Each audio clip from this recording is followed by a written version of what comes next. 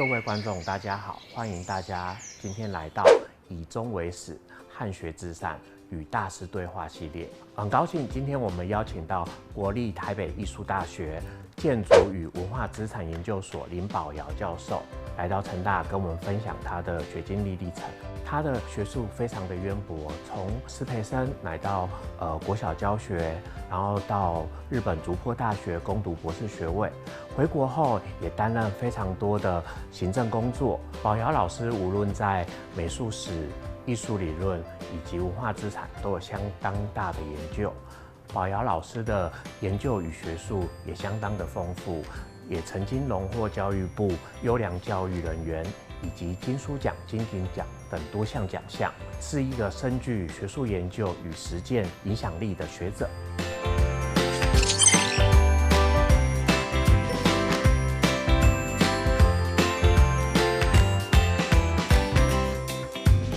老师，您曾经提及过，学术生涯开端是来自于在师专的版画课，因为一张敦煌的菩萨像带给你很强烈的震撼。然后，当您在竹坡大学图书世界里面又升华了一种你作为研究的一种志向。那我们知道说，这样子的一种研究方式，好像是有一份文化的责任感在里面。那您是怎么样开启你的学术之路的呢？北师的5年的艺术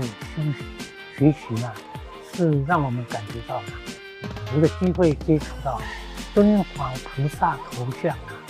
经过当时木雕手法版画套印这个是艺术学习的一个过程。是那个套出黑白对出来，我才发现我花很多时间去刻那个菩萨头像的冠饰，就那个宝冠上面的花纹的时候，刻的时候还不知道，等黑白拓版拓出来以后，哇，真的觉得很美就是你的这个东西叫什么呢？就变成很想去找答案。所以那时候是在北师呢，应该是民国1966的年代，很早60年代。后来问这个东西，就是到处去请教以后呢，人家才告诉我说，这个是大陆敦煌的一个壁画上的头像。所以那时候第一次了解敦煌壁画有这样的漂亮菩萨头像。那当然后面呢，就了解说，这一类的东西要去了解的话，老师们告诉说，这个东西就是日本人在做的，叫做敦煌学。所以呢，北师毕业以后，当完兵1年以后呢，我就跑去淡江念日文系，就是想去了解这个东西。后来在淡江当时的日文系的老师呢，慢慢才知道说，这一群老师在当时日据时期都是很念不得了的学校，像东北帝国大学啦，这个像云门道啦、郑良生这些。那我们请教他们之后，才晓得说，这种东西呢，在台湾要看到资料呢，就必须要到当时的南海路中央图书馆的日韩文室。刚好我一个老师呢，叫郑良生他教我们日文的写作他在对话帮助我很大，教会我怎么写日文论文。所以这个老师呢，我一辈子感恩他就带着我去看他的这个东西。所以我在淡江就前后待了学生4年日文系，4年的助教，加最后1年林恒道，那个台湾史的很有名的林恒道指导讲师论文。我的讲师论文是在淡江写，那他们就直接告诉我，敦煌这个东西不是说你去念它，你必须要非常好的中日文的一个基础。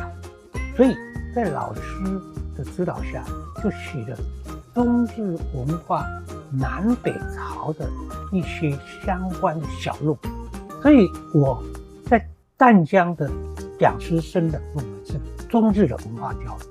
所以必须有这个背景，我才知道原来佛教就是从唐进来，再到隋唐这样。那当然因这样的迂回那我被学校里边支教又当建帮的培养生的讲师。隔1年面方公背书，就送你去日本武功大学。那当然，我们后来知道说，日本在敦煌学的研究，能做学术理论调查和创作的日本的国立大学，就是今天的复国大学，等于它向台北艺术大学有完整的7个创作可系，完整的7个学术可系。这个是在东京大学、京都大学没有，他们只有很简单的一个小小的艺术史的，没有这样完整的东西。一个比较大的震撼就是说，我到了日本去以后的指导教授叫做林良一，他当时就是艺术学院的处长。第一天上完毕以后呢，他就跟我讲说，院长林先生，你来学这个东西是很好，但是我们知道你们台湾还没有这样的课程，没有任何的东西，所以你要学习这个东西呢，要慢慢的从一些专门的书籍呢，我们知道怎么一步一步的读，一步一步的看。那当然我知道说台湾因为日韩文字我都翻遍了，有的我都知道。后来他就带我进这个艺术学群的一个图书资料室，整个佛教类的或者艺术的图书就这样整个摆满。他带我这样一直看，我第一次知道说完了会掉。因为当时想说，在台湾我已经很努力了，升到讲师回来，一步一步。我想说，我在台湾看的就是这样的一个量，人家做了100年这个量子那老师大概也看清楚，所以他说，因为你是派出来，你2年以后要回学校去复职，所以这2年内呢，你应该做一些基本动作，人扎基本功。他说呢，因为你是对方来的一个讲师嘛，已经是个大学教授，回去也要负责嘛，所以你应该怎么样，他这一句话是他背后我能做这个行业最多，所以我觉得指导教授呢，可能在桌上一个字一个字的改。如果我是小学老师，回到国内指导说明书，几乎是一个字的改，因为这是小学老师的习惯。但是在这一种国际的名校里面不是，他说你这些东西你要怎么消化它？你第一步是看到哪个柜子什么东西，最后他带着我去找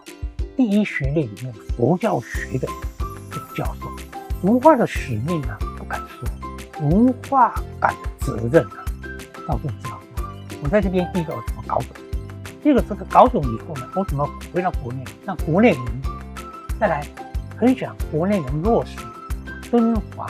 学的这个佛教艺术类部门的一个大分。我是北师出来的，我们小学老师最大的工作就是培养种子，就是培养一代人的学生。虽然说我后来到了大学，所以我在大学里面做了很多大基础的东西，就是因为我是小学老师，知道这个责任所以我后面做了很多的基础他就教我这样去那当然大家对这种东西说你的初心是什么其实初心就是怎么把敦煌学里面的佛教艺术看懂以后，怎么有机会让国内可以分享，最后国内有没有机会培养种子这个事实就做到我今天运气好进了台北师大学，而且给我非常大的传统艺术研究中心主任10年经验的位置，所以算是说今天我在国内多少在下一代的扎根进去，让国内现在看得到的佛教相关的博物馆社的人才，甚至在新成立的华梵佛教艺术系所，等于全部都是我指导的班底把这个扶起来。所以当年一张小小的木刻版画菩萨头像，让我今天耕耘将近30年到40年，算在国内里面勉强看到一点。当然也希望有后辈继续下去。刚刚听完老师这30-40年来的学术回顾，然后发现老师长期经营在这样子的研究与思索当中，也带来了你自己内心的一些转变与自我形塑。那也因为刚刚您说的这一种初心的这样子的号召，那你对于我们这一辈的年轻学者，你觉得我们最需要培养怎么样子的一种觉知，以及应该要注意一些什么东西？首先呢，第一个一定要了解我们的汉文化，中国1000年的汉文化，2000年也好，3000年也好，它非常的光彩辉煌。就说汉文化的精髓，说实在话，缺少了佛教和佛教艺术的光谱啊，它精彩度是不够。换句说，汉文化的桂冠珍珠里面有一颗佛教艺术的明珠，像菩萨冠顶在那边的话，汉文化的精彩度不是只在我们中国文化的2000年份，是世界的。因此，年轻人呢，如果他有心的话，希望他呢能从佛教，因为佛学和佛教艺术里面啊，多多摄取，多多它一定会增加你汉文化的精彩度。比喻来说啊，你唐代也好，宋代也好，留下来的艺术作品，我们在书画论里面看到非常的多，但是作品不在。宋代的还好，故宫博物院里有真迹，还有很多仿制品。但是讲起佛教艺术，真正留在中国的大地上面，代表汉文化能发源的，几乎都留在石窟啊。所以你石窟留下来的东西，比我们今天汉文化里面的中国艺术史的宋代留下故宫最好作品的前缘啊，10世纪来讲，可以早500年。敦煌460年就是5世纪嘛，留下那么大量的敦煌啊，虽然是雕刻，它的雕刻其实也像平面画卷式的雕刻，其实它是绘画的一种。张元远历代名画记将长安所有的寺庙、所有的壁画写得满满的。长安因为黄巢10年之乱，最后5代十国，最后的那个梁唐建汉周的，把它整个大明宫烧掉以后，不存了。等于说当年国家团队的最美的艺术作品没有了，变成边陲的敦煌留下来。所以敦煌它可以替代消失的中央的艺术风格生命顶端的东西呢来。所以我刚才讲，尤其是中国的艺术史，你少掉了佛教艺术这一块，你只没有办法到达顶峰。因为佛教艺术留下来的东西，今天故宫藏的很多中国真迹的藏品早500年。国外为什么对我们的佛教艺术，尤其是壁画推崇的这么高？原因就是这样，艺术啊，没有作品不是艺术。所以佛教壁画的存在，最起码我们可以追溯到中国5世纪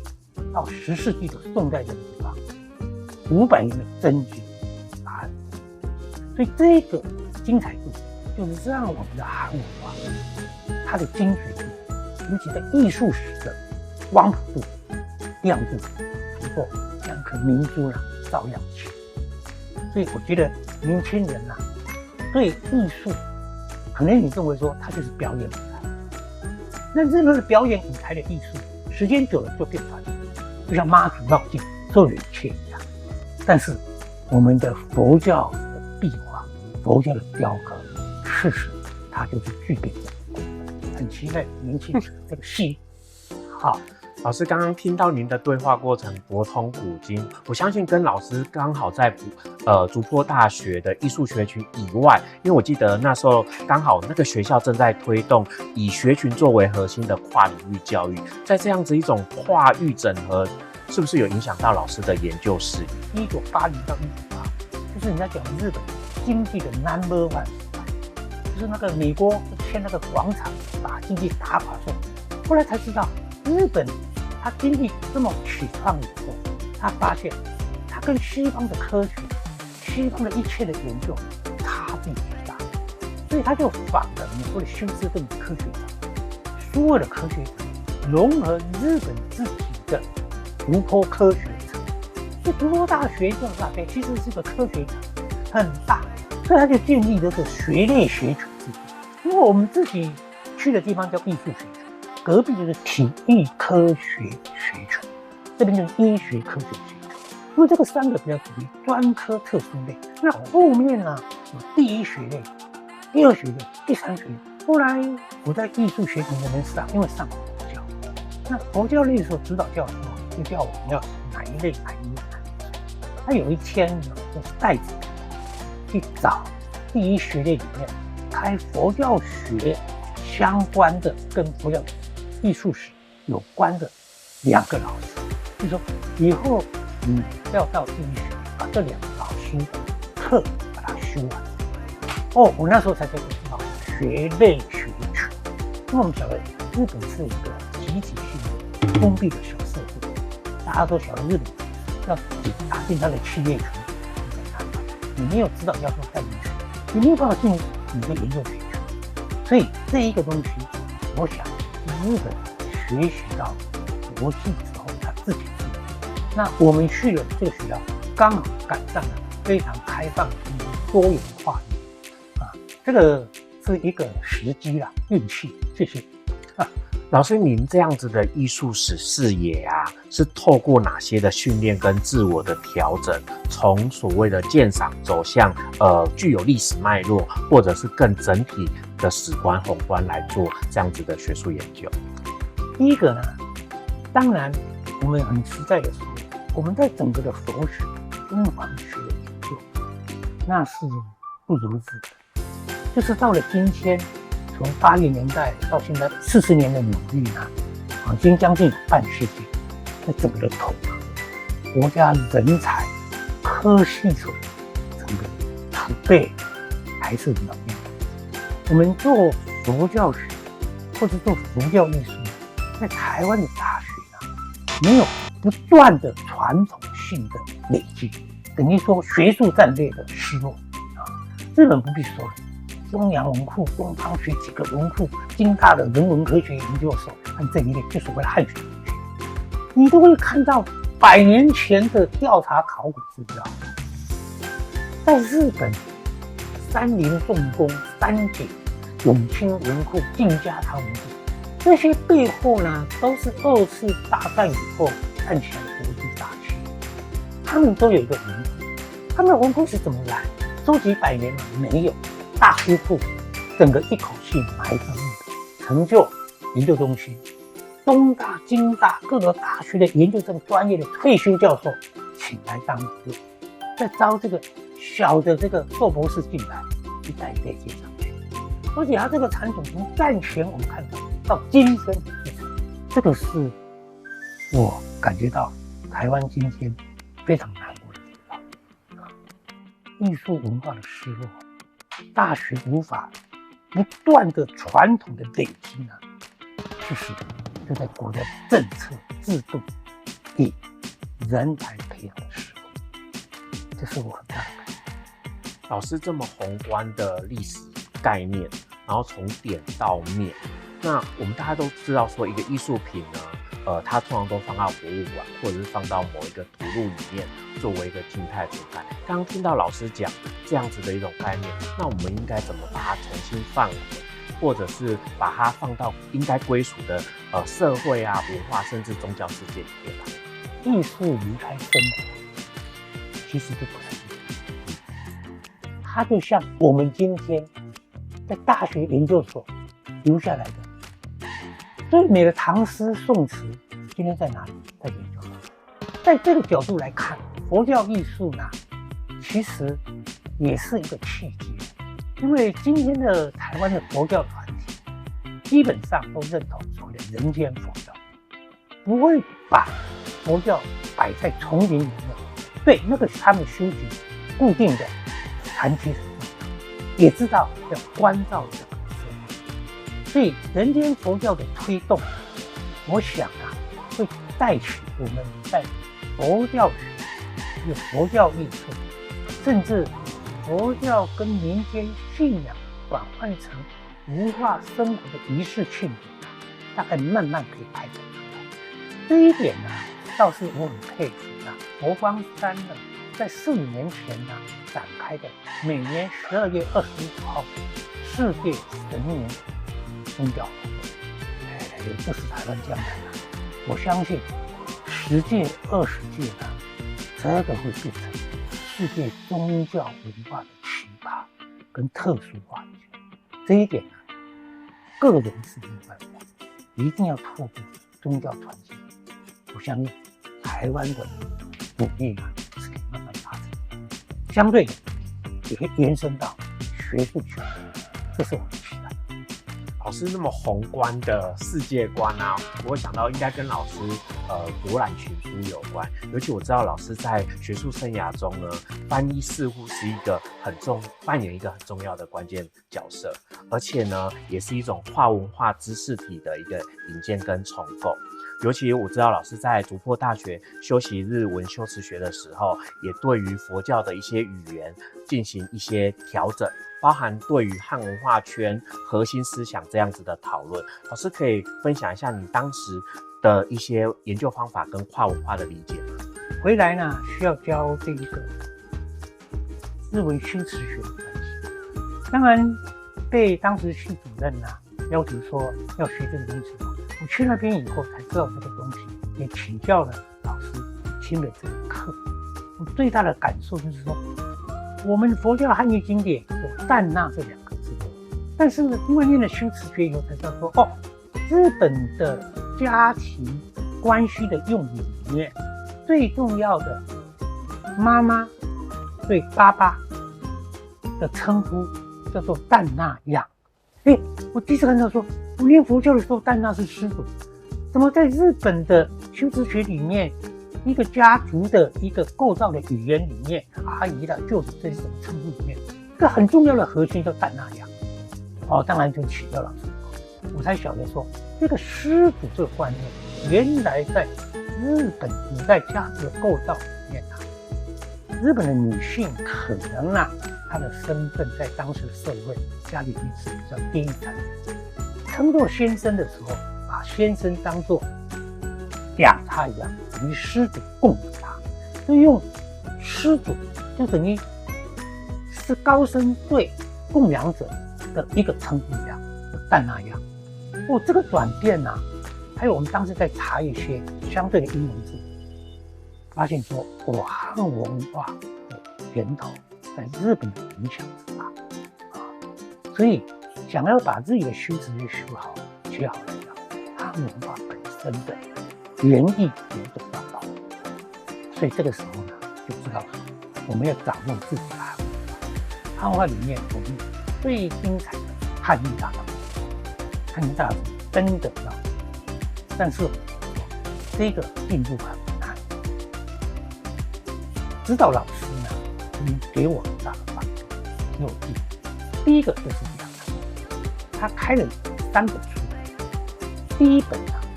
就是80年代日本研究中国佛教史的大家叫董本善，他的中国佛教史或他的《登本善明全集》。第2本就是小野贤的10本。小野贤原来就主持大藏经100卷的文献文书，他去串联去编出，所以他写的佛教艺术几乎这个大藏经直接的原点一个一个给你切上去。第3个叫我要念完松本荣一的敦煌画研究，这个就真正做佛教艺术史那个松本荣一的这个那这一本是大我回来国内当教材，20年以后退去以后花了3年整理大陆的浙江出版社帮我出版敦煌画研究，一起跟那个当时敦煌研究院赵生明院长还有李梅老师一起3个画。这3本书让我直接知道如何吸收汉文化的大藏经译文，也叫我找到自己如何进入佛教艺术里面去找出真正历史价值核心的研究方向。其实这个3本书，除了小野玄妙，因为他书整部是大藏经嘛，所以等于你不必翻。这2个熊本善弘和松本荣一的，我回国当10年、20年教材，最后国内也把它出版，大陆也出版。所以说，我们台湾没有佛教学，没有佛教艺术这一个学门科系培养人才以后，我们当时出去只有靠人家所谓的基本功的大家专精的书籍去学习，这是我很大的感受。老师这样子的话语境，这样子的研究啊，你觉得我们台湾学者应该要怎么样去建立自己的诠释观点跟文化主体性？对，你要诠释文化观点，你一定要基础功做匀事情。你基础功做不匀，当然有1、2个可能他的这个专业的著作可以站上，但是整体的集体的佛家研究力量并没有办法。这一点我刚才讲，我们没有传统的佛教艺术，甚至佛教学、文献学的研究集团力量。这个东西呢，我们以京都大学做，京都大学最有名就是它每一个老师开的读书会。我们在做佛教研究文献里面，最怕就是那些类书，像《弘明集》《广弘明集》，那就像佛教类书什么都有啊。京都大学我看过，他们用读书会5年10年，将《弘明集》教注集注一个一个解释出来。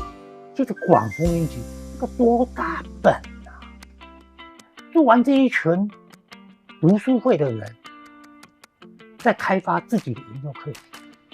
台湾当然像中研院，我知道现在也有关佛教艺术、佛教高僧传的书会，但是到底是一个比较小众，所以台湾没有大学开放的读书会，让这个大学之外，其他各大学、其他各研究机构集体性的这个集众人智慧，开个人精华，就是京都大学最厉害。这读书不是一个，你只要上京都，今天你网站打开来，谁又组这个读书，集了多少人做，而且它这个也不是经过100人的算，因为你可以看那些摆在那个图书馆的书嘛，出来打开来，什么读书会，几页几年几次多少人参加，所以我们讲说，我们年轻一辈的不断的传统接续的。我在北医大20-30年有这样的体验，我退休以后没有进到佛教艺术，整个就断了，整个就老师，我知道您的研究版图非常的广大，博通古今，尤其是在台湾美术这一块，老师也非常的关注。那我知道，老师对于泉州的庄佛也有一定相当程度的研究。我比较想知道的是，老师在这种比较古典的，跟回到比较乡土的这样子不同的经典跟民间信仰这样子的一种核心美学精神，老师是怎么看待的？第一个，这个当然是因为在北医大美术史研究教程需要。再来讲，当时主持传统艺术研究中心10年的工作需要，在美术学院里面的美术史研究所它以所谓的佛教艺术为主开课，但是在传统艺术中心这一边是当时教育部在主导今天文化部人间国宝的前段，我们没有文化部出来，人间国宝的制度、培养、传习这些东西是摆在教育部的社教司等于无形文化财。教育部社教司的这个工作，当时就是交办在国立台北艺术大学传统艺术研究中心，就是我从1991到2000年主持了10年，所以会接触这个东西。当然，传统艺术的最重要的素养就是来自于宗教艺术的背景，佛道这2个背景，所以今天会出现这个所以呢，当时叫做重要民族艺术历史传习计划。传习计划是真正执行这些人间国宝，它怎么传给下一代民间艺人。当然，今天是文化部接来的，早年是我们传研中心受教育部的委托在做这工作，所以我们几乎上课之外，6日假日都到台湾每一个人间国宝这个地方做实地的访查访问，也就是人家讲的生命实录，像李天禄、黄奎宇、张德成、李松云这些人间国宝的生命实录啊，从他开始到今天一项70岁东西的档案记录、图片、口白、剧本，这个东西是我们传研中心带着团队做出来的，所以这个累积的非常的量，只是大家不晓得说，常常看到这些东西原来是我的传研中心做出来的，所以这些民间艺人做接触到，后来这些交给今天的文化部。所以文化部有一年在做这个装佛，因为装佛呢就是佛造像、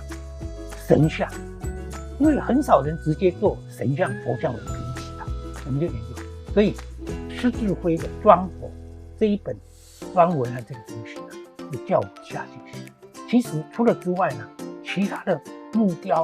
啊，什么这一类呢，我们当时10年都做。这是人家外面讲不晓得，这是我主持研究中心的工作。老师长期投入在台湾传统的技艺的研究，而且以亲身的经验，去观察了一些案例，甚至保留下来非常多的记忆的部分。老师，您可以回顾一下您过去的研究跟实务经验，提供给我们现在当代社会一些文化价值。要做这一类东西呢，今天用文化资产，就是文化资产保存法。因为我们现在有这个法之后呢，今天不管是博物馆学，不管是传统艺术，不管是宗教艺术，或者是造像艺术、宗教艺术，其实它的涵盖范围就是叫做文化资产保存法。换句话说，有文化部出来以后，我们过去研究比较个体性的东西，会用文化的整体面向来包裹记录。文化资产法在订定的时候呢，它有几个篇章。我记得最重要的民俗艺术列入这个篇章的时候呢，是当时我做完教育部的重要民族艺师保存传习案的这一个重要民族艺师法之后的面对问题，国科会的补助到大阪大学客座1年，看日本怎么把一个民间艺人的家当成为社会共同分享的文化资产。因为在台湾这些民间艺人，虽然政府有相等于教授的薪水给他，但是将他要全部毫无保留的放出来的时候呢，在过去都有家当的关系。经过20年的努力，今天被列为台湾的人间国宝，几乎是全部教授，这是一个历史进程。我们最后突破的是在2005年的民俗艺术。那民俗艺术这个东西呢，我们就想民俗的信仰，这东西要列入文化资产的时候，我们过去文化资产篇里面没有民俗艺术篇，所以当时国科会的补助在大阪大学1年，把日本这个怎么做的资料收集，最重要是日本文化在保护这个篇章译成中文是最后回来交给行政院，他们在修订法律的用语，变成在今天文化资产。这个最重要的法律，做这个东西，它相对的呢，一定会牵涉到更大的范围，怎么变成民间生活分享，会变成公共艺术。当时大家最知道的一个案件啊，就是京都打造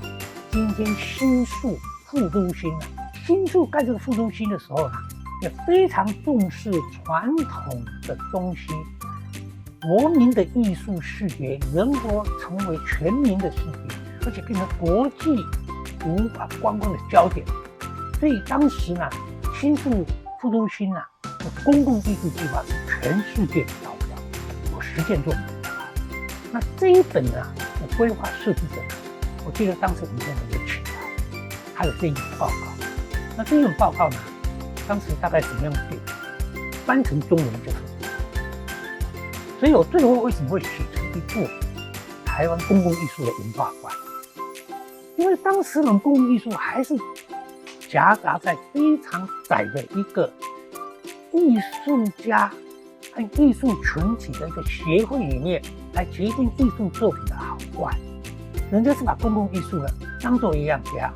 是这个大地的一个植被啊，等于大地的一个绿地文化草原呐，大地的植被观念。哇，这里面有几个观念我们都没有，所以当时我一出来，也参与了几件的这个大案。我记得最大的就是今天新北那个案，那个新北的那个板桥火车站前面有几个像绳索的一个那个公共艺术，那个大案呢，当时没有参与。这个东西可能是因为去了大阪国科会的预留这个受训，再来讲在语文上很刻薄，而且把这个翻出来，就大家就看。所以当时陈建辉觉得很重要，就设计了公共文化资产中心，里面最重要的文化馆，就指定我写就是这样的背景。当然这一类东西也借这个机会，让我告诉大家，真正的公共艺术，它是有绝对的一个传统的文化的核心力量在里面，哪怕造型，哪怕它的环境，它都可以做到。这是过去的一个机会，谢谢。很谢谢老师亲身分享一个这么重要的案例。对，然后老师您回顾了从师专生、国小教师，一直到留日，然后乃至于回到台湾担任大学教授，这样子的生命历程，我们想透过老师那么丰富的生命经验，能够提供给现在的一些年轻学子一些话语。那希望老师能够对他们说一些有关于跟生命经验，或者是对他们的期待，提供给他们做参考。今天的年轻人比我们那个时代幸运太多，因为我们科技的进步，对知识的吸收，今天用科技力量太快、太方便，但是这个也可能造成他们在决胜、决定的一个难度上。讲实在话啦，你想要作为一生事业的东西年龄的阶段没有到达，有社会的一个历练、困难、酸甜苦辣的体验还真难发现自己。我觉得最重要的就是说，年轻人透过今天的科技的方便发现自己重要的一个生命的宇宙力量。这个力量一定是第一个一定要兴趣，这个兴趣让你会不疲倦的追求下去而且这不追求下去能成为你一个核心级的一种心智力量的一个工作，就是我们讲的志业。我今天会以佛教艺术作为志业其实跟我师范生的出身，还有我当时出国，因为在淡江4年的助教，还1年的讲师，慢了5年以后年纪有关。因为我出国的时候已经快要近30岁。我记得当时到国外去的人，几乎大部分的人转变什么？电脑。因为那时候 IBM 在全世界的招募，那个薪水之高看到 IBM 都是要学电脑。再来一个就是我们今天讲的环境科学、环保这个东西。所以当时我们在国外看的时候，因为我怎么所有的同学人文社会科学的好多转变在这个，也增加了这一页的学分所以他们常常讲那个名牌我还在学那个传统还在学那个什么甄嬛他们担心你回国吃什么饭因为国立艺术学院的校训是传统与创新，创新的人才多有林怀民有马水龙有戴声川有姚立文，还有那个匠师大将一大群因为他们发现这个东西完毕以后怎么做考好，那找谁？刚好教育部叫我们做这个传统艺术研究中心，尤其在传统这方面，跟宗教有关跟民间的生活这边扎根的东西，我们都知道日本这方面你也学了这些，希望有大帮助。所以我回来不到2年3年就接掌了这个东西其实是在海外谈的时候条件比较答应，这个让我学到很多，也很感谢当时的政府呢，开始走向了社区营造这一个文化共生，还有文化新创的东西。其实这里面背后一个很重要的就是陈其迈，没有陈其迈教授，没有李登辉的本土政策硬推，请陈其迈从香港大学来，他在政策、在话语权、在立法院的那个变动。但是你做了立法院，说服了这一些制度预算出来，垂下去之后，重要的几个机构，除了我们的传统艺术研究中心担任了最大的文建会在全国的文艺季83、84、85、86全国文艺的精华论，现场的辅导、填调、资料整合、活动辅助，到最后活动报告，文化部纪录4年次中心做，这也是留下台湾社区营造的第一手档案所以呢，也并不是很久。其实在背后，今天的台湾的传统，台湾今天的公共艺术这个东西，李登辉的本土政策，他也幸运得到了一个陈其迈教授香港大学政策理论文化国际视野立法院的政策，再落实到传统艺术研究中心，还有草屯的台湾公立研究发展中心，其实背后是很多的。其实更重要的是，台湾从经济里面知道文化权、文化话语和所谓的经济呢，它是平行的。台湾的经济再强，科技实力再强，文化话语还是台湾最重要的核心，国际最能被尊敬的一个文化权利。好，谢谢。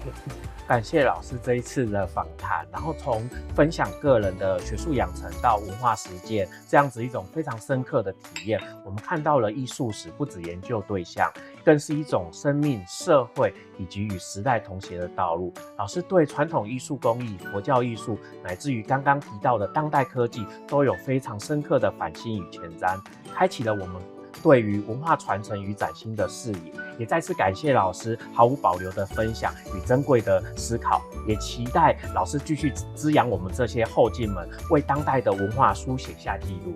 谢谢，谢谢老师，谢谢，感谢。